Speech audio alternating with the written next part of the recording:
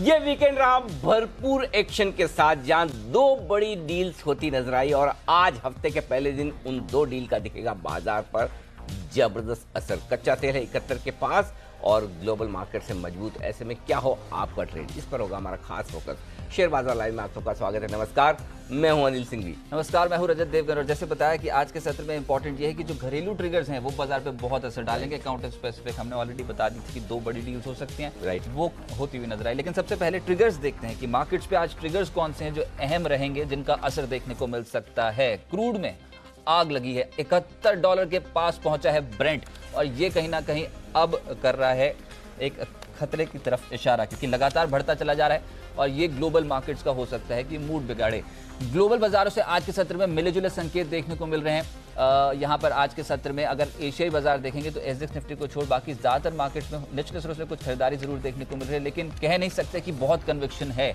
बहुत मिला जुला सेटअप है। इंडिया बुल्स, हाउसिंग और लक्ष्मी विलास बैंक का विलय, जी बिजनेस ने पहले ही आपको बता दिया था कि ये ऑन कार्ड्स है और ये जल्द होता हुआ नजर आएगा, लेकिन एकदम से होगा बाजार बंद होने के बाद, इसकी एक्सपेक्टेशन कम थी। हम इस हफ्ते का वेट कर रहे थे, लेकिन दोनों ही कंपनियां वेट नहीं कर पाई और इंडिया बुल्स हाउसिंग और लक्ष्मी विलास बैंक का विलय बोर्ड ने अप्रूव कर दिया। अब आरबीआई की मंजूरी मिलनी है बाकी। और साथ साथ बेरिंग पीई खरीदेगी एनआईटी टेक में 30% हिस्सा।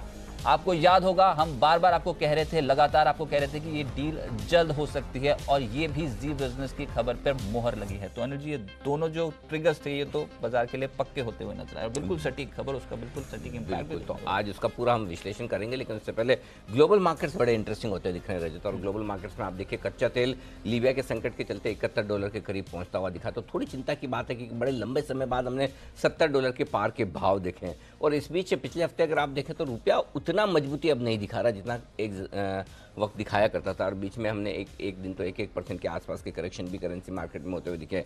तो करेंसी और क्रूड ये दोनों ही ऐसे फैक्टर हैं जो ऐसा तो नहीं कि बाजार का मूड बिगाड़ के रख देंगे, लेकिन बाजार की तेजी को लिमिट करके रखेंगे। तो आपके लिए अपसाइड थोड़ी सी लिमिटेड हो जाती है। तो एक आध दिन हमें करेंसी और क्रूड को थोड़ा वॉच करना है। तो ब्रॉडर मार्केट के लिहाज से थोड़ा सा सावधानी वाला मामला है। मैं ये नहीं कहूँगा कि यू टर्न ले लेगा, कमजोरी हो जाएगी, बहुत गिरेंगे, वैसा अभी तक कुछ भी नहीं, क्योंकि बाकी दुनिया भर के बाजार ठीक हैं। तो ऐसे में आप रेंज बाउंड ट्रेड करेंगे, लेकिन रेंज में फिर वही वाली बात है कि इन संकेतों के चलते अगर आप ऊपर खुलेंगे तो थोड़ी प्रॉफिट बुकिंग आएगी, नीचे खुलेंगे तो निचले स्तरों से रिकवरी भी। तो पहला संकेत जो है ग्लोबल ट्रिगर्स का, वो न्यूट्रल साइड पर, न्यूट्रल से हल्का सा नेगेटिव साइड पर।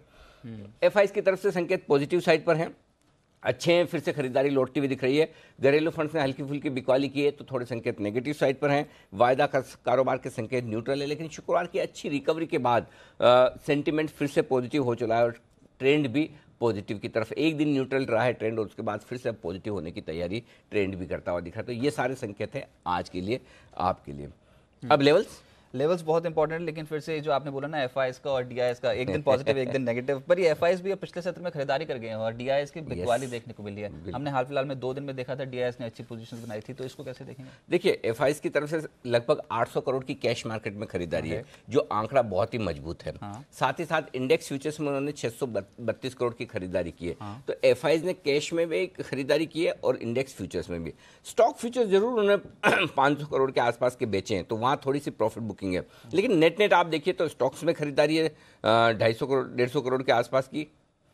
नेट आपके खरीदारी है इंडेक्स में, तो उस लिहाज से डेटा पॉजिटिव साइड पर है। घरेलू फंड्स के डेटा 300 करोड़ की बिकवाली के आए हैं, 325 करोड़ की, तो वो हल्के से नेगेटिव है। तो ओवरऑल डेटा के लिहाज से अगर आप देखें तो एफआईएस की तरफ से खरीदारी का रुझान बरकरार है। बीच में एक आध दिन भले आप ये देख सकते हैं कि भाई थोड़ी प्रॉफिट बुकिंग हो रही है, लेकिन ट्रेंड रिवर्सल नहीं हो रहा है, सिर्फ प्रॉफिट बुकिंग हो रही है। तो ये एक इंटरेस्टिंग आप चीज़ देख सकते हैं। अच्छा, तो ठीक है, अब वो बताइए जो आप बोल रहे थे कि आज की रेंज लेवल्स क्या रहने वाले हैं। सबसे पहले तो 11,650 ये निफ्टी पर जो है ये आपके लिए निर्णायक लेवल का काम करेगा। और बैंक निफ्टी पर 30,000 ये आपके लिए आज निर्णायक लेवल है। तो 11,650 के नीचे आप ट्रेड करना शुरू करेंगे, यानी कि अगर 15 पॉइंट नीचे खुलते हैं तब भी ऐसा कोई दिक्कत वाली बात नहीं। उसके नीचे ट्रेड करना शुरू करेंगे तो दिन के लिए हल्के से नेगेटिव है, लेकिन कितने। छोटी ट्रेडिंग रेंज वाकई में बेहद छोटी है।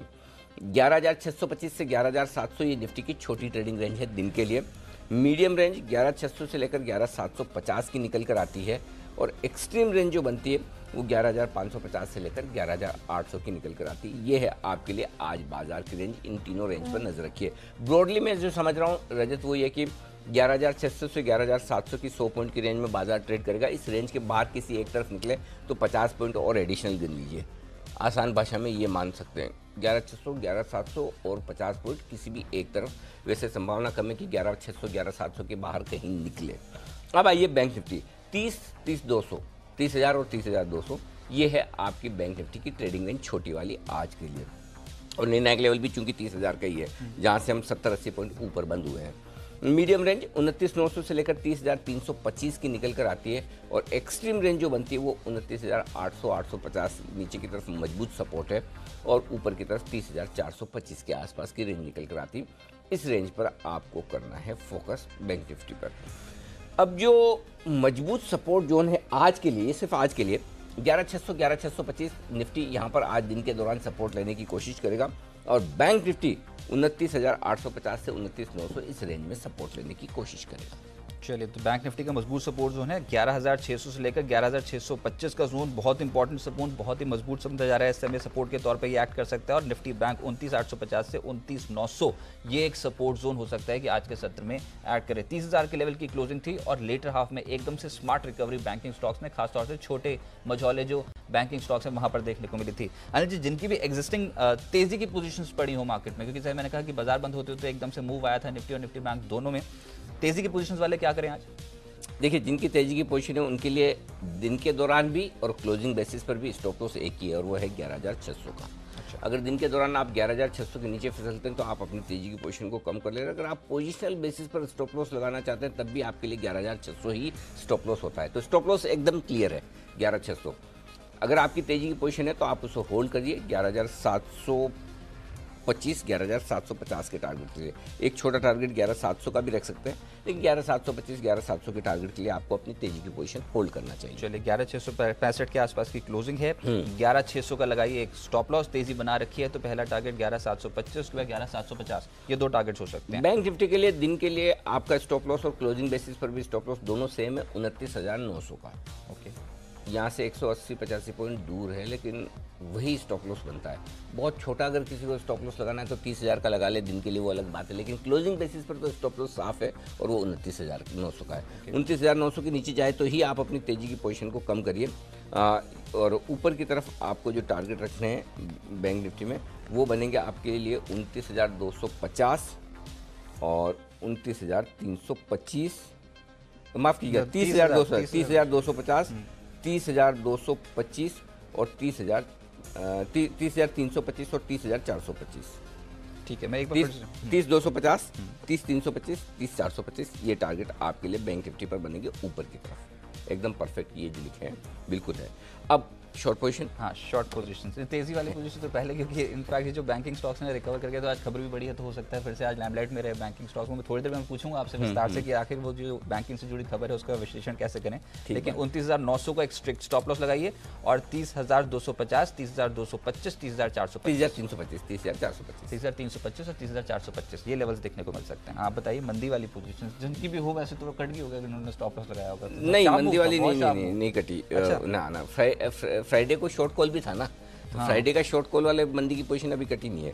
दिन के लिए जो शॉर्ट पोजीशन का स्टॉप लॉस है वो 11,725 का है और क्लोजिंग अगर आपको 11,775 के ऊपर की मिलती है तो आप अपनी शॉर्ट पोजीशन को काट लीजिए। ठीक है, नीचे की तरफ 11,625, 11,600 मिलेगा, वहाँ पर आप अपनी शॉर्ट पोजीशन को कवर कर सकते हैं। शॉर्ट में लेवल बहुत ज़्यादा नीचे के नहीं दे रहा। स्टॉप लॉस क्लियर है 11,725 दिन के दौरान, 11,775 क्लोजिंग बेसिस पर, 11,625, 11,600 बहुत ज़्यादा हुआ तो 11,550, लेकिन संभावना कम दिखती है। अब आइए बैंक निफ्टी, दिन के दौरान अगर 30,250 के पार निकले तो शॉर्ट काट लीजिए और 30,350 के ऊपर बैंक निफ्टी बंद होता है तब भी शॉर्ट काट लीजिए। आप पोजिशनल ट्रेडर हैं या इंट्राडे ट्रेडर हैं, उस हिसाब से आपको स्टॉप लॉस लगाना है, ठीक है ना। और नीचे की तरफ 30,000, 29,900, 29,850 तीन टारगेट के लिए आपको बैंक निफ्टी की शॉर्ट पोजीशन को होल्ड करना है। ये लेवल से भी मिल सकते हैं, ऐसा कुछ नहीं, बाजार आपको दोनों तरफ के ट्रेड देगा, इसलिए आज मैंने स्टॉप लॉसेस के साथ टारगेट भी दिए रजत। तो ये अभी नीचे इसको कैरी करना है जिनके पास भी शॉर्ट बिल्कुल कर जाए, आज एग्जिट करने का मौका नहीं, बिल्कुल नहीं, ऐसा कुछ भी नहीं है। ऐसा बिल्कुल गलत फहमी मत रखिए कि बैंक ऐसे भागेंगे कभी पकड़ में नहीं आएंगे। अच्छा, ना, बिल्कुल नहीं। लेवल्स पे फोकस कीजिए। हाँ, इन लेवल्स के ऊपर निकले तो आपको शॉर्ट काटना है। ऐसा कुछ भी नहीं हुआ जिसकी वजह से कि बैंक निफ्टी 200-300 पॉइंट ऐसे बढ़ गया। अच्छा, ठीक है। हाँ, तो मैं बहुत क्लियर हूँ इस मामले में। और अगर कुछ हुआ भी है अच्छा, तो वो छोटे प्राइवेट बैंक्स के लिए हुआ है जिनका वजन नहीं है बैंक निफ्टी में। जिनका वजन बैंक निफ्टी में, उनके लिए कुछ नहीं हुआ। कुछ नहीं हुआ। मुझे एक चीज़ बताइए, क्या है कि इंडिया बुल्स हाउसिंग बैंक बन जाएगा तो एचडीएफसी बैंक को खतरा है क्या? आईसीआईसीआई बैंक को खतरा है? कोटक को खतरा है? एचडीएफसी को खुद को खतरा नहीं है। फिर HDFC तो Limited को। फिर आई वो और एक चीज़ बताइए, आईडीएफसी से आईडीएफसी बैंक बना, क्या कर लिया उन्होंने? तो ऐसा कुछ नहीं कि एक इंडिया बुल्स हाउसिंग फाइनेंस अगर बैंक बन गया, अगर वो भी अगर मगर के साथ बनेगा नहीं बनेगा पता नहीं, आरबीआई क्या करेगा वो अलग बात है, लेकिन बन गया तो कौन सा ऐसा कि निफ्टी के 6 प्राइवेट बैंक में से किसी को खतरा है? किसी को नहीं है, कुछ नहीं। तो इसलिए ऐसा कोई बैंक शेयर आज भाग जाए वैसा कुछ भी नहीं दिख रहा मुझे। मेरा थोड़ा बोल्ड कॉन्ट्रा खोल है। छोटे छोटे हाँ, छोटे बैंक, थोड़ा छोटे जो बैंक है ना, छोटे प्राइवेट बैंक, ये छोटा छोटा चल सकते हैं। ये चल भी रहे लगता है फास्ट मनी में बहुत डाले बोल डाले संदीप के पोर्टफोलियो में भर भर के। अच्छा, ये नई पोजीशन सर अगर बनानी हो तो नई पोजीशन बनानी की तरफ बनाएं, क्योंकि 11,600 आप बहुत बात बोल रहे हो आज। 11,600 देखो, एक निर्णायक आप फ्लैट खुलेंगे, फ्लैट खुलने के बाद आप किस तरफ जाते हैं ये इंपॉर्टेंट है। ओके, जिस तरफ जाते हैं उस हिसाब से हम पोजीशन बनाएंगे। 11,600 11,625 पहले मिलेगा तो यहाँ खरीदेंगे। 11,550 का स्टॉप लॉस है। 11,675 700 725 तीन टारगेट के लिए। ओके, क्लियर है। और ऊपर में अगर पहले मौका मिलेगा तो 11,725 और 11,775 ये दो लेवल के लिए हम यहाँ पर करेंगे, इस रेंज में शॉर्ट पोजीशन बनाएंगे। ओ 11,725 मतलब अगर 11,725 से 11,775 के बीच में अगर रेंज में मिल गया तो वहां से उल्टा मंदी गिरना शुरू। हाँ, मंदी भी हो। आज दोनों साइड के ट्रेड मिल रहे हैं कि अगर हाँ, तेज दोनों बहुत क्लियर है, दोनों तरफ ट्रेड करना है। एसजेक्स निफ्टी मात्र 5 पॉइंट ही हाँ, तो अच्छा है ना। बहुत बड़ी कोई तेजी की देखिए, कमजोर खुले तो ऊपर अच्छा आई है ना। हाँ। तो दोनों, और उसके पहले जिस दिन लाइफ टाइम हाई बनाया 1.11,761, तो वहां से आप नीचे आ गए। तो ऐसा कुछ नहीं कि मतलब आप ऊपर नीचे नहीं हो सकते, कोई दिक्कत नहीं है। तो दोनों तरफ ट्रेड मिलेंगे। तो 11,725 11,750 की रेंज में आपको शॉर्ट करना है। ठीक है। नीचे की और स्टॉप लॉस 11,775 का होगा, छोटा ही लगाना है। 11,700 11,675 तक के टारगेट के लिए आपको बनानी है मंदी की पोजीशन यहाँ पर निफ्टी में। ठीक है। अब निफ्टी बैंक को प्ले करने का तरीका बताया जैसे, क्योंकि ये ना भाई अब मैं आपसे सिलसिलेवार तरीके से अब सवाल पूछूंगा जब निफ्टी बैंक पे और साथ ही साथ जो बैंकिंग स्टॉक्स है उस पर बहुत काम आएगा। ये तेजी बनाए या फिर मंदी बनाए? दोनों। अच्छा, ये सर थोड़ा ट्रिक है। देखो नहीं, अब ट्रिकी कुछ नहीं है, एकदम 30,000 के लेवल के हाँ, ऊपर एक मिनट उसका तरीका बता दो मैं। एक बार जो आपके दिमाग में उसको सब साफ कर दो, अच्छा, स्लेट क्लीन कर दो। मेरे दिमाग में सिर्फ ये 30,000 के लेवल के ऊपर की क्लोजिंग थी, बहुत हाँ, बेहतरीन समझी। नहीं, बहुत अच्छी है। अच्छा। कोई दिक्कत नहीं है। मैं खुद बोल रहा हूँ कि ट्रेंड पॉजिटिव हो गया है। ओके। ट्रेंड पॉजिटिव होने का मतलब ये बिल्कुल भी नहीं कि दिन के दौरान बाजार ऊपर नीचे नहीं हो सकता है। ट्रेंड पॉजिटिव तो दिन के दौरान नीचे नहीं आ सकता, या नेगेटिव तो दिन के दौरान ऊपर नहीं आ सकता। आपको ये बाजार दोनों तरफ मौके देगा और आपको उन दोनों मौक़ों का फ़ायदा उठाना है। क्लियर है। जो फ्रेश पोजीशन बनानी होती है, देखिए दो एक फ़र्क है। मैं क्यों एग्जिस्टिंग पोजीशन और फ्रेश पोजीशन के लिए अलग अलग लेवल और रेंज देता हूँ। जो एग्जिस्टिंग पोजीशन जिसकी ऑलरेडी है उसके लिए स्टॉप लॉस और टारगेट अलग हो जाते हैं। जिसको फ्रेश पोजीशन बनानी होती है उन लोगों को एक चीज़ ध्यान में रखनी चाहिए, ट्रेडिंग का सही तरीका होता है डिसिप्लिन। आप डिसिप्लिन से बनाइए कि भाई मेरी रेंज में आएगा तो मैं खरीदूंगा, या किसी पर्टिकुलर लेवल के पार निकलेगा तो खरीदूंगा, किसी रेंज पे आएगा तो बेचूंगा, या किसी पर्टिकुलर लेवल के नीचे गिरने पे बेचूंगा। मेरे लिए ट्रिगर आना चाहिए, या तो लेवल खरीदने का सही आ जाए या लेवल एक पार करके नई तेजी की तरफ संकेत दे। तो नई पोजीशन बनाने के लिए आपको पेशेंस चाहिए। 9:15 पे आपका पहला ट्रेड हो जरूरी नहीं है, और फिर भी होता हुआ दिखेगा प्री ओपनिंग सेशन के लिए आज से, तो हम बताएंगे। तो अगर आपको फ्रेश तेजी की पोजीशन बनानी है बैंक निफ्टी में 29,900 30,000 की रेंज में आपको बैंक निफ्टी खरीदना चाहिए। ठीक है, क्लियर है। इस 100 पॉइंट की रेंज में मौका मिले आप खरीदिए। स्टॉप लॉस आपका 29,800 का हो जाएगा। टारगेट 30,100 150 और 30,250 तक के टारगेट के लिए आपको बैंक निफ्टी खरीदना चाहिए। अब आप कहेंगे अगर वो नहीं आया तो, हाँ, तो नहीं आया तो नहीं आया, हो सकता है ना आए। खुले 30,100 के ऊपर तो पॉसिबल है, हर चीज़ पॉसिबल है। 30,200 के ऊपर भी खुल सकता है, 29,900 भी खुल सकता है। तो आप खुलने देना, फिर जब खुलने के बाद देखेंगे। जो फ्रेश ट्रेड लेना है, या तो आपको खुलने पहले अगर लेना है तो आपके लिए आइडियल रेंज और लेवल होना चाहिए कि जहां मौका मिलेगा तो मैं ज़रूर लूँगा। ठीक है ना। सेल बैंक निफ्टी 30,175 से 30,325, ये जो 150 पॉइंट की रेंज है, इस रेंज में आपको बैंक निफ्टी शॉर्ट करना चाहिए। 30,050 एक ही टारगेट है, 30,450 एक ही स्टॉप लॉस है। वापस जिस लेवल पे उसी लेवल पे आके खड़े हो जाएंगे। बस। अगर 30,175 30,325 के आसपास मिले तो बेच कर चलें। किस्तों में बेचिए आप, 30,175 पे एक बेचिए, 30,250 पे एक बेचिए, 30,325 पे, हर 75 पॉइंट ऊपर बैंक निफ्टी का एक एक लोट बेच दीजिए। सिंपल है, क्लियर है।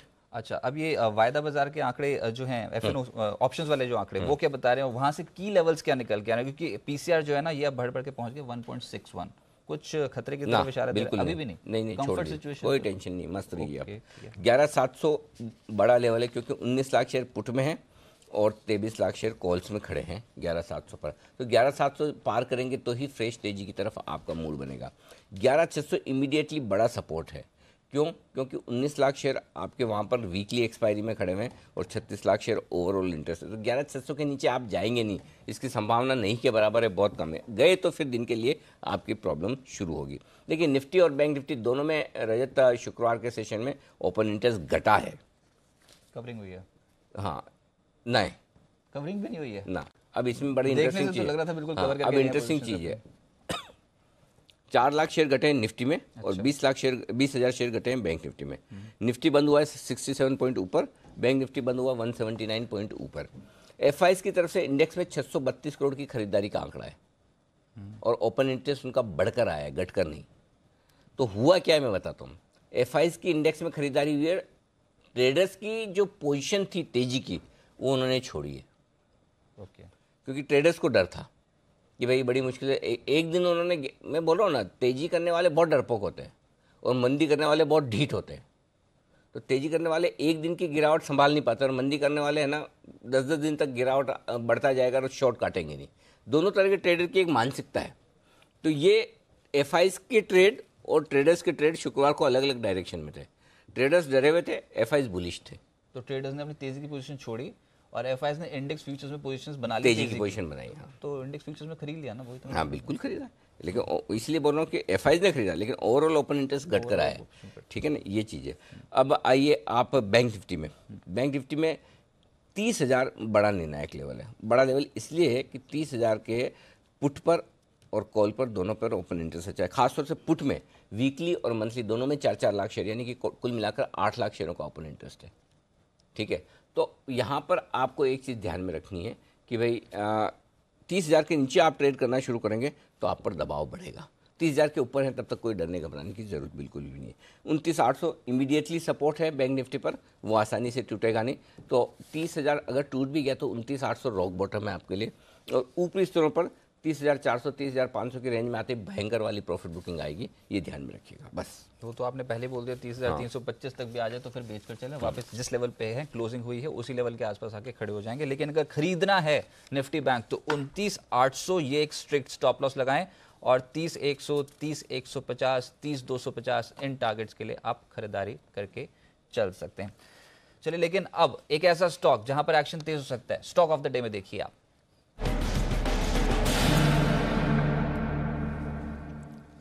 आज स्टॉक ऑफ द डे नहीं है, आज डील्स ऑफ द डे है। डील्स, तो 2 डील का हम विश्लेषण करेंगे। ठीक है।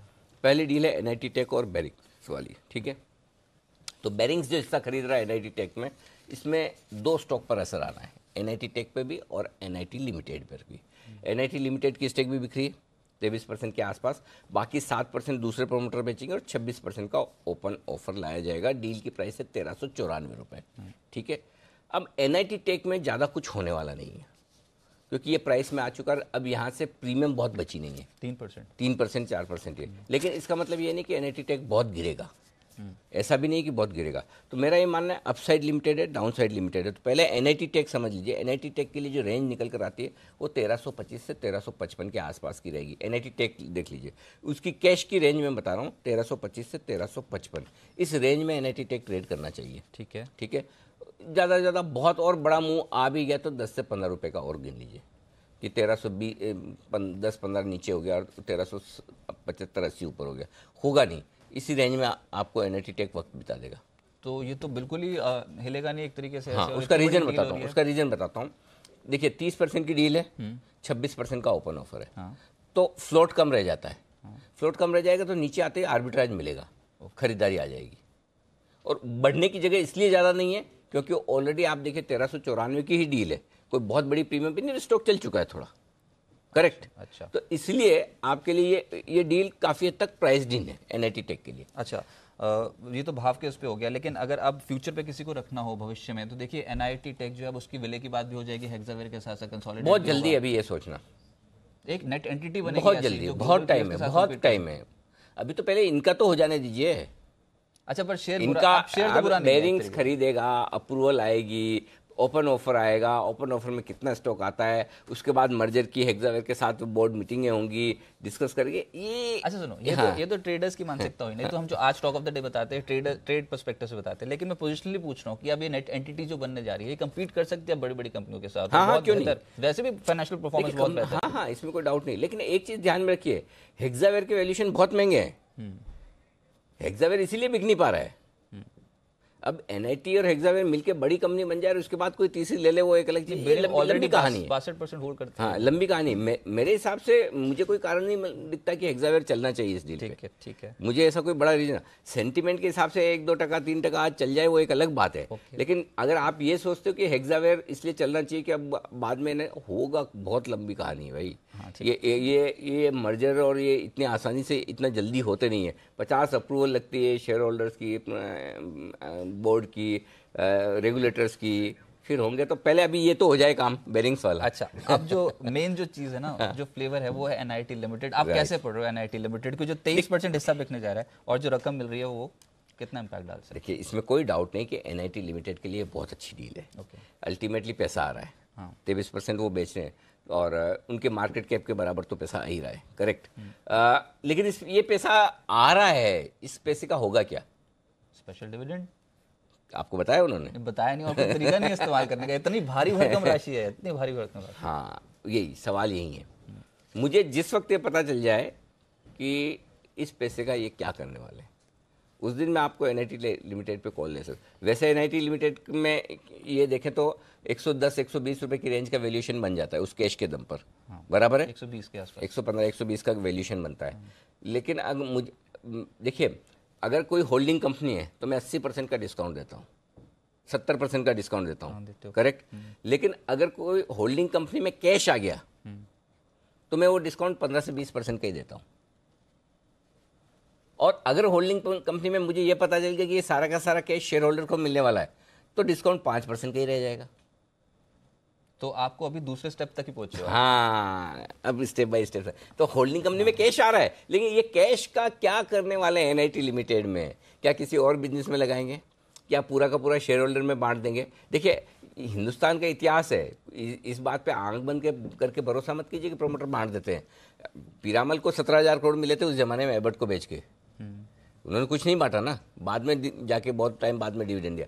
अब बहुत सारी कंपनियां ऐसे, बहुत सारे रिकॉर्ड है आपके पास, लिस्ट लंबी है जहां प्रोमोटर्स पैसा बांटते नहीं। तो एनआईटी लिमिटेड से जब तक मुझे ये ना पता चले कि इस पैसे का क्या करेंगे, मैं वो 120 रुपए का भाव नहीं दूंगा एनआईटी लिमिटेड को। और फिर अगर 15% 20% डिस्काउंट पे काम करना शुरू कर दे, ये तो फिर मौजूदा स्तर ही है जो एग्जैक्टली। इसलिए मेरी राय बहुत अलग है आज कि 98 रुपए से 102 रुपए की रेंज में अगर आपके पास है शेयर तो आपको प्रॉफिट बुकिंग करनी चाहिए। मैं ये नहीं कह रहा कि आप एग्रेसिव शॉर्ट करके निकले। और आपको याद होगा शुक्रवार को हमने ये स्टोरी की थी, तब मैंने ये बहुत साफ कहा था कि ज़्यादा फायदा एनआईटी लिमिटेड को है, और एनआईटी लिमिटेड में फ़ायदा है, चलेगा भी। आप भले जल्दबाजी नहीं करें, लेकिन गैप से खुले फिर खरीदने का मौका। तो अगर 102-105 रुपए मिल जाता है, प्रॉफिट बुक कर। अगर कंपनी ने अनाउंस कर दिया, अभी तो स्ट्रैटेजिक अनाउंसमेंट आएगी ना, तो जब स्ट्रैटेजिक अनाउंसमेंट में वो अनाउंस कर दें और मैनेजमेंट खुद बोल दे कि हम स्पेशल डिविडेंड दे रहे हैं, तो 5% डिस्काउंट रह जाएगा, फिर तो पहुंच जाएगा 110-112 की रेंज। पॉसिबल। ओके, ठीक है। लेकिन उस 5 रुपए के लिए आप 105 रुपए का 102 रुपए का भाव मिलेगा तो छोड़ेंगे थोड़ी। मैं सेफ चलने वाले लोगों में हूँ। हमें तो एडवाइस करना है कि लोगों का पैसा बचे, कम बने चलेगा। तो एक बहुत गैप से खुले तो प्रॉफिट बुक कर लीजिए। चलिए, गैप से खुले तो प्रॉफिट बुक आज आपको मैं बता रहा हूँ, आपने जो विश्लेषण कर दिया, हाँ, तो थोड़ी वो आपको अलग क्या हट किया हमने इस वाली डील के बलबूते ना, हमने जो छोटे मझोले ये जो आईटी स्टॉक्स थे ना, इनको एकदम से पोर्टफोलियो में नहीं, वो ठीक है, वो चल सकते हैं। आप जो कह रहे हैं ना, आपका विश्लेषण अपनी जगह ठीक है, आपके एनालिसिस बिल्कुल परफेक्ट है। आज आप ट्रेडिंग के लिहाज से बोल रहे हैं, मैं इन्वेस्टर्स को बता रहा हूँ कि उन्हें क्या करना है। ठीक, दोनों की राय में फर्क है। देखिए, ट्रेडर्स के लिए तो ठीक है, आज 2 रुपए बने, उनका काम हो गया, करेक्ट। हमें क्या करना है? हमें लोगों को ये समझाना है कि भाई अगर आपके पास एनआईटी लिमिटेड पड़ा तो आप क्या करोगे? मैं चाहता था बहुत इजी कॉल मेरे लिए क्या था, 95 का बंद हुआ, 94 का स्टॉप लॉस, 100 का टारगेट खरीद लीजिए एनआईटी, और वो टारगेट हासिल हो जाता, मैं प्रोमो बना देता था, आज हमारा stock of the day target hit. नहीं, लेकिन मैंने मुश्किल वाला रास्ता अपनाया है, ठीक है। जहाँ बोल्ड कॉल आपको देना है कि कहाँ प्रॉफिट बुक बहुत करना बेहतरीन चाहिए। तरीके से समझाया मेरे को तो पूरा क्लियर हो गया। लेकिन एक बार शुक्रवार के सत्र में जब ये खबर नहीं आई थी तो जी बिजनेस पे आपने क्या देखा, क्या सुना, एक बार फिर से सुनिए आप। इस डील को लेकर हमने पहले ही आपको बता दिया था। NIT टेक्नोलॉजीज और बेरिंग प्राइवेट इक्विटी जो फर्म है, इनके साथ डील का ऐलान जल्द ही होने वाला है। ये कई समय से बातचीत हो रही थी, बट अब as early as next week हम देख सकते हैं ये डील की अनाउंसमेंट आ जाएगी। Global IT solutions company NIT technologies ने अपनी 30% हिस्सेदारी बेरिंग प्राइवेट इक्विटी एशिया यानी कि BPEA को बेचने की घोषणा की है।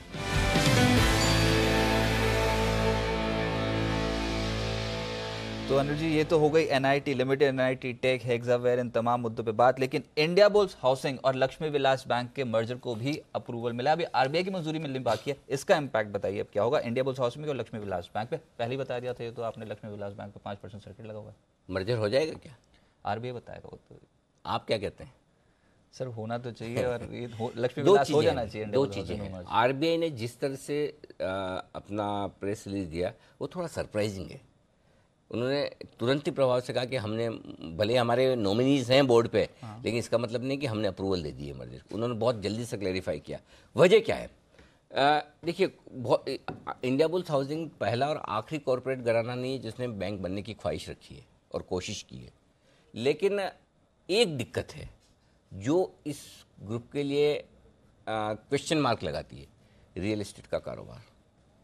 रियल एस्टेट कारोबार वाले ग्रुप को आरबीआई बहुत आसानी से मंजूरी दे दे, इसमें मुझे संदेह है। मैं ये नहीं कह रहा कि नहीं हो सकता, मैं ये बिल्कुल नहीं कह रहा, लेकिन मुझे संदेह है। और जिस तरह से आरबीआई का प्रॉम्प्ट रेस्पॉन्स आया, तो अभी तो ये देखिए, ये तो आप और मैंने दोनों ने मिलकर कहा कि हम पार्टनरशिप बनाएंगे, एक प्राइवेट लिमिटेड कंपनी फॉर्म करते हैं, लेकिन आरओसी ने अप्रूव किया है क्या कि रजत और अनिल सिंह भी पार्टनरशिप और प्राइवेट लिमिटेड कंपनी बना सकते हैं? समझ रहे हैं आप मेरा पॉइंट? तो अभी देखते हैं, जल्दबाजी नहीं। Point number 1। Point number 2, Lakshmi Vilas bank और इंडिया बुल्स हाउसिंग फाइनेंस के आप महीने भर के चार्ट दोनों को देख लीजिए। 200 रुपये आईबुल हाउसिंग बढ़ा है, और पिछले हफ्ते पूरा मैं इसी कश्मकश में मशक्कत में था कि ये 2 दिन से 3 दिन से रोज निफ्टी का टॉप गेनर क्यों बनता है बिना किसी वजह के।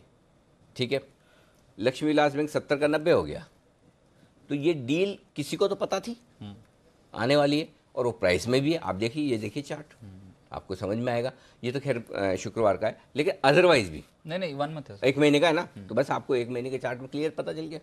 यहाँ किसी को तो 10-15 दिन 12 दिन पहले ये जो दिख रहा है, यहाँ पता था कि डील आने वाली, तो प्राइस में है। दूसरी बात, अब तीसरी बात आई है रेशियो पर।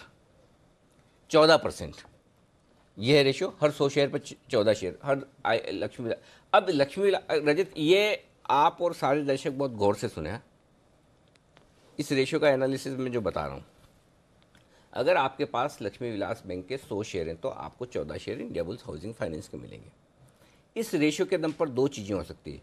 लक्ष्मी विलास बैंक बहुत अंडर वैल्यूड है, और लक्ष्मी विलास बैंक का अगर इंडिया बुल्स की प्राइस 900 रुपये यहीं की यहीं स्थिर रहती है, फ्रीज स्टैचू, ठीक है, तो लक्ष्मी विलास बैंक का भाव होना चाहिए कम से कम 120 से 125 रुपये। अगर लक्ष्मी विलास बैंक की प्राइस यही स्टैचू फ्रीज, तो इंडिया बुल्स हाउसिंग का भाव होना चाहिए 725 रुपये। 2 में से एक को बढ़ना है या एक को गिरना है, लेकिन आइडियल सिचुएशन में ऐसा नहीं होता। कुछ ये बढ़ेगा, कुछ ये गिरेगा, करेक्ट। तब रेशियो आपका, मेरे हिसाब से ये जो 10% के आसपास, अभी जो 40% का आपको सीधा सीधा प्रॉफिट दिख रहा है ना, इतना इजी नहीं होता है मार्केट में पैसा बनाना। इतना इजी होता तो हर आदमी बना लेता। ये गैप रह जाएगा 8 से 10% का, वो आर्बिट्राज का गैप रहेगा। वो 8 से 10% का गैप निकाल दे, तो मेरा ये समझना है कहीं कहीं इंडिया बुल्स हाउसिंग फाइनेंस का स्टॉक 825-850 रुपये के आसपास सेटल होना चाहिए, ठीक है। और लक्ष्मी विलास बैंक 110-115 रुपये के आसपास कहीं कहीं जाके सेटल होना चाहिए। ये आइडियल सिचुएशन है। अब आइडियल सिचुएशन ऐसा तो है नहीं कि जो मैं बोलूँ वो हो जाए, लेकिन मेरा एनालिसिस ये कहता है कि ये ज़्यादा सही सिचुएशन है। ऐसे में अगर डील से अति उत्साहित होकर कोई लोग इंडिया बुल्स हाउसिंग फाइनेंस को आज सुबह सुबह खरीदने आए, तो उन्हें ऑल बायर्स सेटिस्फाइड दे दीजिए उनको। 950 से 940 से 960 मेरे हिसाब से परफेक्ट रेंज है। ये बोल्ड कॉल है, कॉन्ट्रा कॉल है, इंडिया बुल्स हाउसिंग फाइनेंस है। ये एनालिसिस को गलत करने के लिए माहिर माना जाता है, लेकिन मेरा ये मानना है कि अगर जिस तरह का पीछे के दिनों में रनअप हुआ है, जिस तरह का रेशियो है, 940 960 अगर पॉजिटिव खुल जाता है तो बेचना चाहिए, प्रॉफिट बुक करना चाहिए, एग्रेसिव ट्रेडर तो शॉर्ट भी करना चाहिए, लेकिन स्टिक स्टॉप लॉस 970 का है। एक और बात कह दूं, अगर 970 के ऊपर खुलता है तो किसी को स्टॉप लॉस 970 है। अच्छा ये सेकंड सिनेरियो बता रहे हैं, सेकंड सिनेरियो मैं बाद में बताता हूँ। पहले फर्स्ट सिनेरियो है कि 940 960 की रेंज में बेचना है, 970 आपका स्ट्रिक्ट स्टॉप लॉस है, ये फ्यूचर का लेवल बता रहा हूँ। अगर 970 के ऊपर जाता है तो किसी को मत पूछे, काट लीजिए, फिर 3 से 4% की तेजी और बन सकती है, शॉर्ट कवरिंग और भी हो सकती है। ये स्टॉक किसी भी तरफ चल सकता है। मेरा एनालिसिस गलत होने के पूरे चांस हैं, मान के चल लीजिए आप, क्योंकि ये प्राइस एक्शन हम कंट्रोल नहीं कर सकते, हम एग्जैक्ट प्रेडिक्ट नहीं कर सकते, हम एनालिसिस कर सकते हैं। एनालिसिस के हिसाब से ये जाना नहीं चाहिए। लेकिन ये मैं एक बार फिर से दर्शकों बता दूं कि 940 से 960 की रेंज में मिले तो बेचें, स्ट्रिक्ट स्टॉप लॉस लगा दीजिए 970 का, 925, 905, 885 और उसके बाद और बाद में बाद देखेंगे, तो बाद में देखेंगे, इतना काफी है। अभिषेक के पास इससे ज्यादा जगह नहीं 970 का स्टॉप लॉस लगा के बेच दिया सर, बेच दिया। ठीक है। दूसरा तरीका ये हो सकता है, जो हम सोच रहे हैं कि भाई लोगों को लगे कि डील होगी नहीं होगी, स्टॉक पहले से भाग गए, सेल ऑन न्यूज हो जाए, तब 880-85 के नीचे ट्रेड करना शुरू करें, तब फ्रेश शॉर्ट कर दीजिए। तब आपका टारगेट 865-850 का बनेगा और स्टॉप लॉस 910 का होगा। अच्छा, अगर खुला ही ना ऊपर तो? हाँ, खुले ही ना ऊपर तो देखो अल्टीमेटली कुछ भी मैं बोल रहा हूँ आपको, आप 9:08 पे जुड़िए, मजा आएगा। मैं एनालिसिस परफेक्ट देता हूँ आज। जैसे वो इंडिकेटिव एक्शन आ जाएगा ना, तो उसके बाद एक रणनीति और पूछेंगे आपसे, और उसके बाद ये जो दोनों सिनेरियोज है ना, इसको फिर से एक बार आपका टेक जरूर लेंगे। लेकिन एग्जैक्टली आपको बोला गया था आईबी हाउसिंग पे, पहले वो सुनिए पिछले हफ्ते की खबर। हमने पहले बता दिया था कि ये डील थ्रू होने वाली है। बिल्कुल, तो यहाँ पे सूत्रों के मुताबिक यही खबर आ रही है कि आज या फिर अगले हफ्ते तक ये जो विलय है वो खत्म होता हुआ दिखेगा। काफ़ी समय से यहाँ पे बातचीत चल रही है इस विलय पर लक्ष्मी विलास बैंक और इंडिया बुल्स हाउसिंग फाइनेंस के बीच, लेकिन जो शेयर एक्सचेंज रेशियो है उस पर यहाँ पे थोड़ी सी दिक्कतें थी, लेकिन अब मानने में आ रहा है कि अब ये भी पूरी हो गई है, तो विलय अब कंप्लीट होता हुआ दिख सकता है। लक्ष्मी विलास बैंक का इंडिया बुल्स हाउसिंग फाइनेंस में विलय होगा। इस प्रस्ताव को आज लक्ष्मी विलास बैंक के बोर्ड ने मंजूरी दे दी है।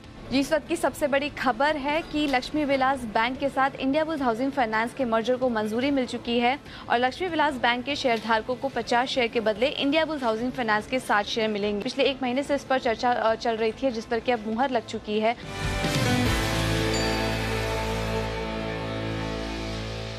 चलिए, तो जी बिजनेस की खबर पर मोहर, लेकिन अब पूरी ही रिसर्च टीम हमारे साथ जुड़ चुकी है। मेरे साथ पूजा और संदीप मौजूद हैं, बताएंगे कि आज कौन से शेयर्स हैं जहां पर इम्पैक्ट देखने को मिलेगा खबरों का, और साथ साथ ब्रोकिंग हाउसेस की रिपोर्ट्स लेकर मौजूद हैं देवांशी। आप सभी का स्वागत है। सबसे पहले संदीप, आप शुरुआत कीजिए। हाँ, देखिए, पहले रजत, आपको पहले जो इवेंट्स हैं आज के उसके ऊपर नज़र रखनी होगी। नतीजे अगर आप देखें तो डेल्टा कॉप के नतीजे आ जाएंगे, उसके आपको फोकस करना होगा। और आज बीजेपी का घोषणा पत्र जारी होगा। ये एक बड़ा इवेंट है, क्या निकल के सामने आता है, उसका स्टॉक्स के ऊपर क्या इम्पैक्ट होगा वो देखना बहुत इंपॉर्टेंट होगा।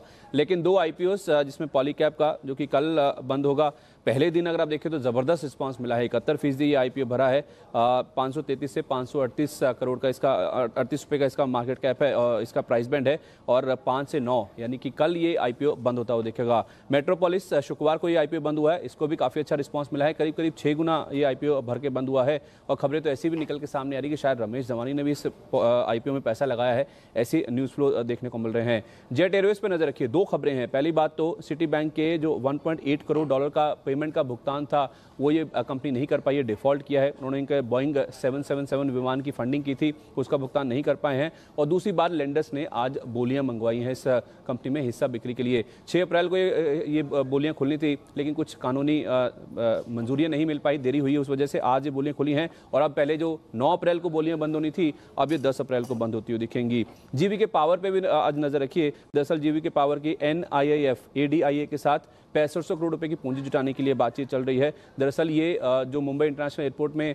अदानी अपना इंटरेस्ट जता रहे हैं, उनका जो ऑफर है उसको कहीं ना कहीं काउंटर करने के लिए जो पूंजी जुटाने की बातचीत है वो जीवीके पावर करती हुई दिख रही है। आखिर में आरकॉम पे नजर रखी है। दरअसल कंपनी ने दूसरी बार अपना जो स्पेक्ट्रम पेमेंट है उसके भुगतान में डिफॉल्ट कर दिया है। 281 करोड़ रुपए का ये भुगतान है जो कि इनको करना था। पहला जो डिफॉल्ट हुआ था उसमें एनसीएलटी का जो ऑर्डर है ऑलरेडी अवेटेड है, डॉट उसका अवेट कर रहा है। अब ये दूसरा डिफॉल्ट हो चुका है आरकॉम की ओर से, जिसमें इन्होंने स्पेक्ट्रम का भुगतान नहीं कर पाएंगे। ओके, तो ये है वो तमाम खबरें जिन पर आज आप रखिए नजर। पूजा के पास भी कुछ ऐसे स्टॉक्स हैं जहां पर एक्शन दिखने वाला। पूजा बताएं।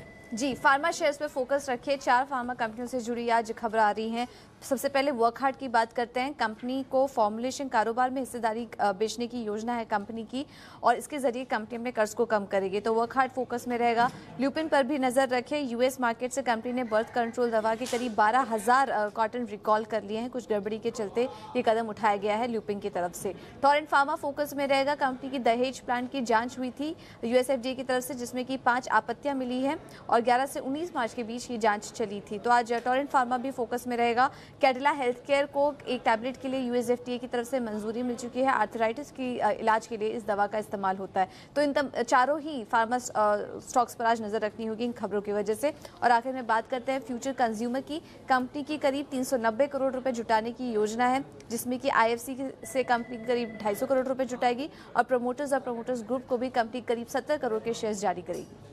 तो ये कुछ ऐसे खबरें हैं जहां पर इंपैक्ट देखने को मिल सकता है। क्लोजली ट्रैक करेंगे इन स्टॉक्स को बाजार खुलते ही। लेकिन देवांशी, अब आप बताएं, ब्रोकिंग हाउसेस के रिपोर्ट्स, मुझे पता है शुरुआत तो आप करेंगे इंडिया बुल्स हाउसिंग फाइनेंस से, लक्ष्मी विलास बैंक से। तो ये जो डील हो रही है इसको कैसे देख रहे हैं इंटरनेशनल ब्रोकिंग हाउस?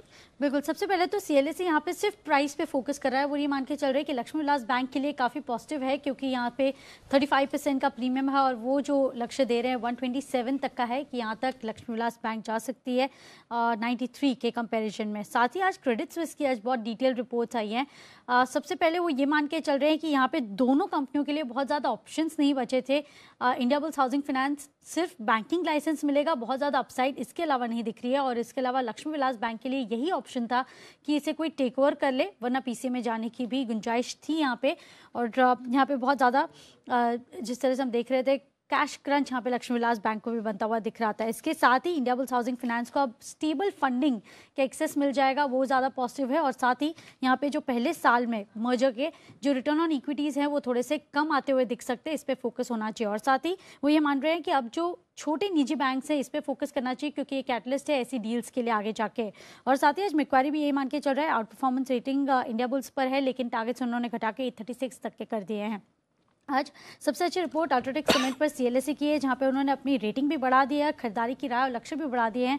5025 तक के नए लक्ष्य, और वो ये मान के चल रहे हैं कि अब कीमतों में जो स्थिरता है और लागत में जो कमी है उससे यहाँ पे जो ओवरऑल मार्जिन है वो थोड़े से बढ़ते हुए दिखेंगे। साथ ही आज क्रेडिट स्विस की इंटरग्लोब एविएशन पर पॉजिटिव रिपोर्ट है। लक्ष्य 1650 मान रहे हैं कि जेट में जो यहाँ पे स्थिति खराब हो रही है उसका फायदा इंटरग्लोब एविएशन को मिलता हुआ दिखेगा। और आखिर में आप बायोकॉन पर जेपी मॉर्गन की रिपोर्ट आई है, जहाँ पे 775 तक के टारगेट्स है। बायोसिमिलर सेगमेंट से अच्छी ग्रोथ आने की उम्मीद उनको लग रही है।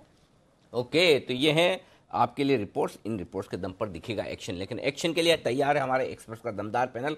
राकेश बंसल, शुभम अग्रवाल, संदीप जैन, सिमी भौमिक, चारों एक्सपर्ट हमारे तैयार। और आज से हमें एक खास बात और कर रहे हैं कि आज से हम ढेर सारी पिक्स के बजाय प्री ओपनिंग में बाजार खुलने के पहले सिर्फ और सिर्फ पांचों एक्सपर्ट से लेंगे एक पिक ऑफ द डे। आइए।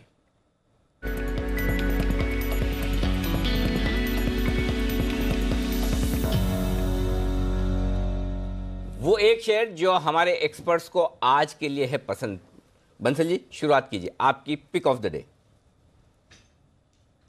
Good morning Anil ji. अनिल जी, मेरा पिक ऑफ द डे है ग्रासिम, जिसको मैंने पहले भी एक बार दिया था और बड़ा टारगेट 905 का दिया था और एक छोटा टारगेट 870 के राउंड का दिया था, वो अचीव हुआ था। ग्रासिम मुझे लगता है दोबारा से ऊपर चलने के लिए तैयार है और ग्रासिम में खरीदारी की राय है। 825 पे एक स्टॉप लॉस लगाएं।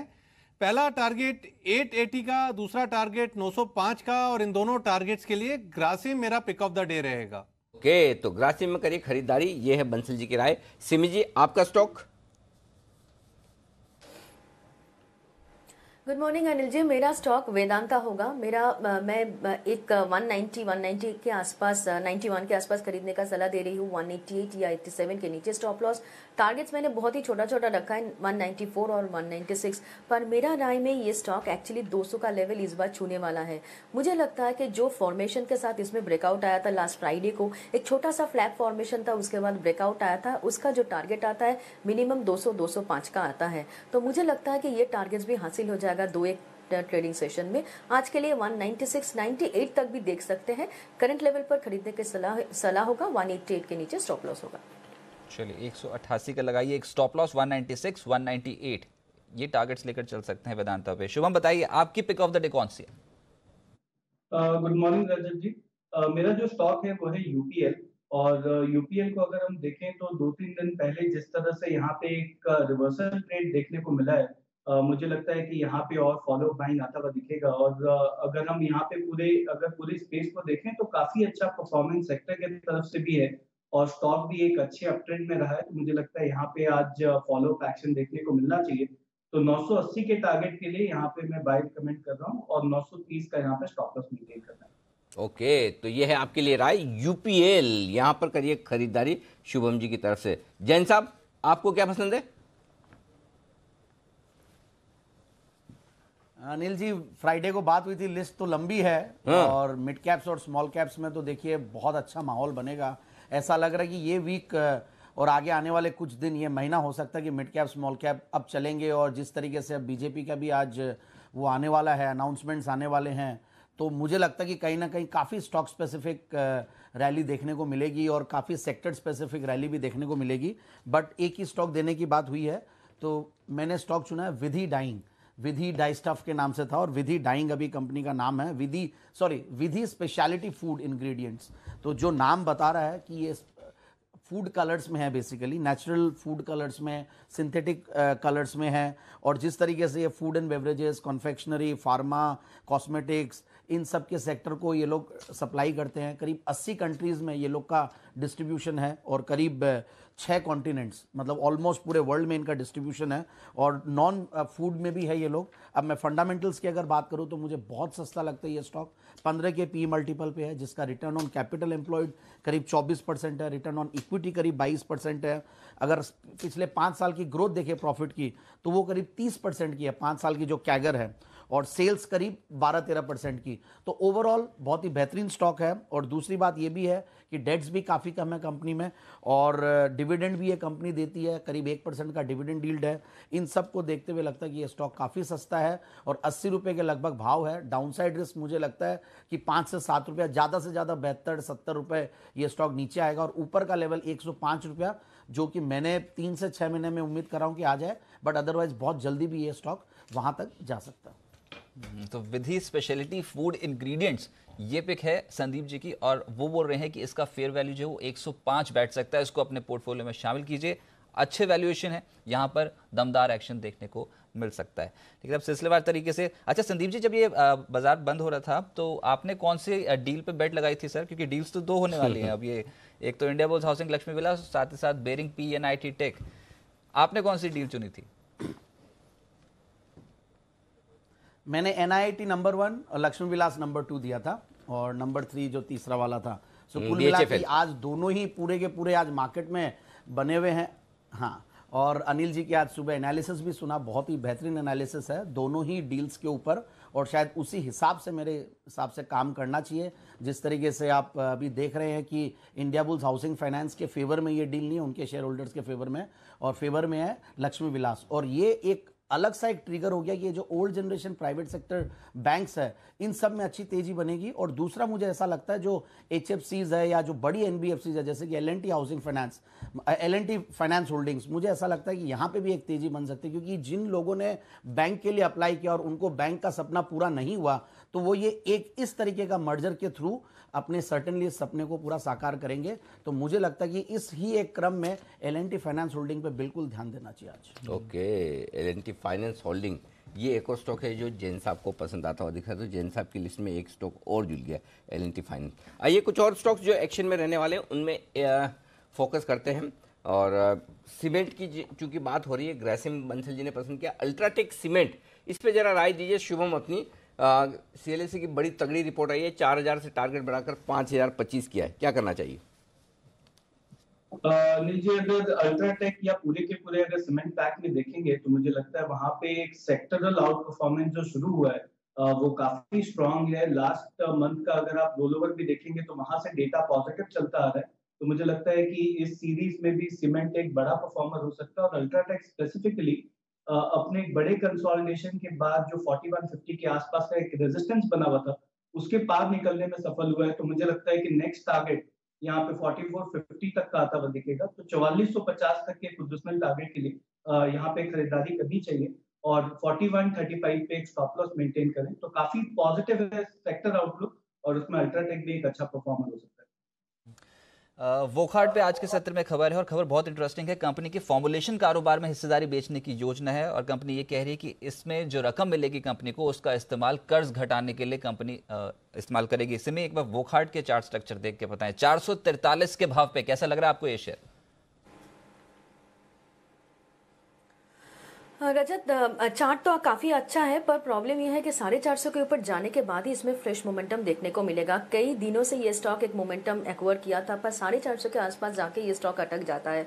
ब्रेकआउट तभी संभव है जब ये 450 के ऊपर आज अगर ओपनिंग टिक में 450 के ऊपर खुल जाता है और वहां पे सस्टेन कर जाता है तो जरूर बाई करके देखेंगे। 470 475 का टारगेट भी तब इसमें देखने को मिलेगा। 450 के ऊपर जरूर जबरदस्त से बाइंग करना पड़ेगा, और मुझे लगता है कि अच्छा टारगेट मिलने का उम्मीद है। ओवरऑल जो नजरिया है मेरा, अगर शॉर्ट टर्म से मीडियम टर्म के लिए कोई होल्ड कर रहा है तो 510 से 525 का टारगेट एक्सपेक्ट किया जा सकता है स्टॉक से। संदीप जी, जेट एयरवेज पे राय बताएं सर। कंपनी ने डिफॉल्ट कर दिया, और इस बार तो सिटी बैंक का डिफॉल्ट किया है, लगभग 2 करोड़ US$ का डिफॉल्ट है, और उन्होंने जो बोइंग 777 विमान को फाइनेंस कराया था उसकी रकम समय पर नहीं चुका पाए। जेट एयरवेज 256 के लेवल पे स्पॉट, इस पे आपकी राय क्या? देखिए, ये बहुत सारी नेगेटिव न्यूज़ रोज़ आ रही है, और देखिए लेंडर्स और ये सारे लोग लगे हुए भी हैं।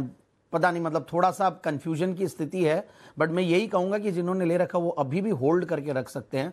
मैं बाइंग की राय तो पहले भी नहीं दिया था, बट होल्ड की राय मैं अभी भी दूंगा, क्योंकि ये सारे जो नेगेटिव्स है वो काफ़ी नेगेटिव्स है। और इनफैक्ट एक बार IOC ने तो फ्यूल देने के लिए भी ना कर दिया, फिर शायद बाद में रिज्यूम भी किया है।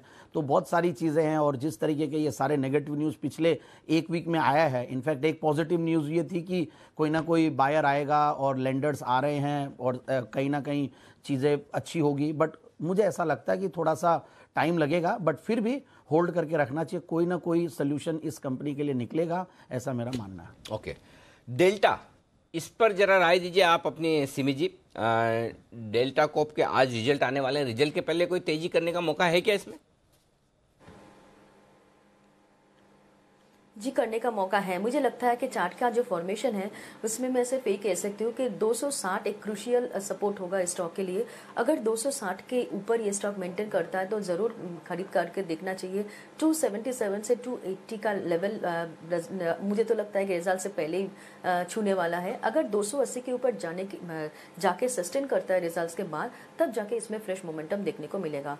कोई भी लॉन्ग पोजीशन के लिए 260 का एक्स्ट्रा स्टॉप लॉस मेंटेन करना पड़ेगा, और मिनिमम टारगेट जो मैं एक्सपेक्ट करूँ 277 से 80, वो भी रिजल्ट से पहले। उसके बाद इसमें फ्रेश मोमेंटम दिख सकता है। 300 से 310 तक भी जा सकता है stock. Okay, Shubham ji, Tata power और अदानी पावर, इन दो स्टॉक पर आपको राय देनी है। अदानी पावर तो बैन में ही है, और टाटा पावर जरूर ट्रेड हो रहा है, बैन के बाहर है। ट्रेड तो अदानी पावर भी हो रहा है। शुक्रवार के सेशन में थोड़े बड़े भी थे। आज का दिन अहम है।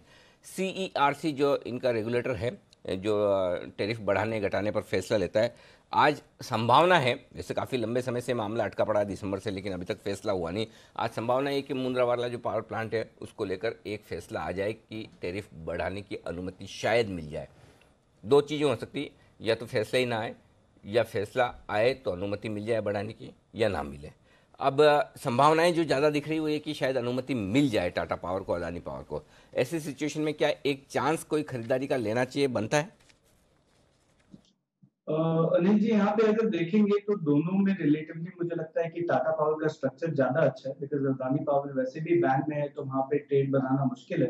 बट अगर टाटा पावर को देखेंगे तो प्रीवियस जो स्विंग लोज थे वो अप्रोक्सीमेटली 71-7150 के लेवल के आसपास है, और वहां पे एक पियर्सिंग लाइन पैटर्न का फॉर्मेशन हुआ है और 2-3 दिन से जो वॉल्यूम एक्शन है वो भी थोड़ा मार्जिनली पॉजिटिव है। तो मुझे लगता है कि एक डिफाइंड स्टॉप लॉस एटलीस्ट यहाँ पे है कि 71 के स्टॉप लॉस से एक रिवर्सल ट्रेड यहाँ पे लिया जा सकता है और मुझे लगता है कि अपसाइड में 76 तक का टारगेट यहाँ पे आता हुआ दिखेगा। तो टाटा पावर एक प्रेफर्ड बेट होगा, 76 के टारगेट के लिए खरीदें और 71 का स्टॉप लॉस मेंटेन करें। वही अगर अदानी पावर में किसी के पास पोजीशन ऑलरेडी है तो मुझे लगता है कि उसको भी होल्ड किया जा सकता है। 48 का एक स्टॉप लॉस मेंटेन करें, थोड़ा सा स्टॉप लॉस डीप है लेकिन जनरली यहाँ पे वोलेटिलिटी हाई होता है, तो 48 का एक पोजिशनल स्टॉप लॉस मेंटेन करें और अपसाइड में 56 रुपीज तक के टारगेट यहाँ पे भी आते हैं। टोरेंट फार्मा, बंसल जी जरा इसके चार्ट्स देखिए और राय दीजिए अपनी। इनके दहेज प्लांट को यूएस एफडीए से 5 आपत्तियां मिली है, एक तो शायद रिपीट हुई है, पहले इससे थी जो इन्होंने सुधारी नहीं, फिर से आ गई। 11 से 19 मार्च के बीच में इसकी जांच चली थी, बताइए क्या करना चाहिए। देखिए अनिल जी, ये जो न्यूज़ थी ये शुक्रवार को मार्केट में आ गई थी और इसी के चलते स्टॉक के अंदर एक क्रैक देखने को मिला था। उससे पहले स्टॉक ऊपर की तरफ चल रहा था।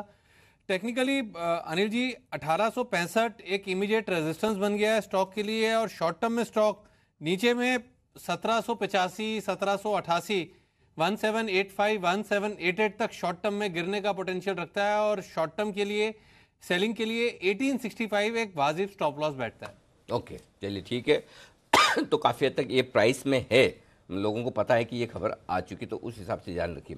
लुपिन, सिमी जी इस पर राय दीजिए। कुछ वैसे बहुत बड़ी खबर तो नहीं है, इनकी कुछ दवाइयाँ इन्होंने रिकॉल की अमेरिका में, छोटी ही खबर है नेगेटिव साइड पर। स्टॉक पर क्या व्यू है? देखिए एकदम थोड़ा सा एक छोटा सा रेजिस्टेंस के आसपास आके बैठ गया है 800 के आसपास। अनिल जी 800 का लेवल बहुत ही क्रूशियल होगा। अगर 800 के ऊपर जाके सस्टेन नहीं कर पाता है तो थोड़ा बहुत प्रॉफिट टेकिंग इसमें देखने को मिलेगा और प्रॉफिट टेकिंग का जो लेवल है वो मुझे 770 से 765 तक दिखने को मिल रहा है। तो करंट लेवल से बहुत ज़्यादा डाउनसाइड तो नहीं है, पर अगर शुरुआत में 800 के ऊपर खुल के या 800 के आसपास खुल के वहाँ से अगर प्रॉफिट टेकिंग दिखाता है तो एक बार शॉर्ट क्रिएट करके देखना चाहिए। 770 से 765 का टारगेट लेगा के, पर 810 के ऊपर सस्टेन करने लगेगा तो मैं इसमें वापस से बुलिश हो जाऊंगी और मुझे लगता है कि कोई भी शॉर्ट कॉल तब होल्ड नहीं करना चाहिए अगर ये स्टॉक 810 के ऊपर जाके सस्टेन करने लगेगा तो। ओके, एक और स्टॉक है जिस पर राय ली जाए, वो है इंडिगो इंटरग्लोब। जेट का नुकसान, इंटरग्लोब का फायदा। अभी तक तो ऐसा लग रहा है ब्रोकर्स मान के चल रहे हैं कि जेट रिवाइव नहीं होगा, क्योंकि क्रेडिट स्विस इन्होंने आज टारगेट दिया है 1650 रुपए का। तो जैन साहब, आपको खरीदना है इंडिगो 1420 रुपए में? देखिए मैं बायर तो हूं इस स्टॉक में और अभी जिस तरीके से बट क्रूड में तेजी आ रही है तो सर्टेनली इन कंपनियों के लिए वैसे वो अच्छी न्यूज़ नहीं होती है, बट दूसरा जो इंडस्ट्री में एक डिसरप्शन हुआ है उसका ये बहुत बड़ा बेनिफिशियरी है स्पाइसजेट और इंडिगो ही अब ऑप्शन रह गए और एयर इंडिया है। तो मुझे ऐसा लगता है कि कहीं ना कहीं ये बाय ऑन डिक्लाइंस का स्टॉक है और रीज़न बीइंग कि मार्केट में और दूसरे जब ऑप्शंस और विकल्प है और दूसरे स्टॉक्स में माहौल बना हुआ है तो वहाँ पे मैं ज़्यादा फोकस करूंगा rather than I will try to avoid the sector for the time being जब तक क्रूड ऑयल में कोई ठंडक नहीं आए।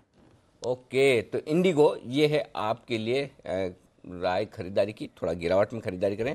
कच्चा तेल चूंकि मामला गड़बड़ है इसलिए उस पर फोकस करना चाहिए।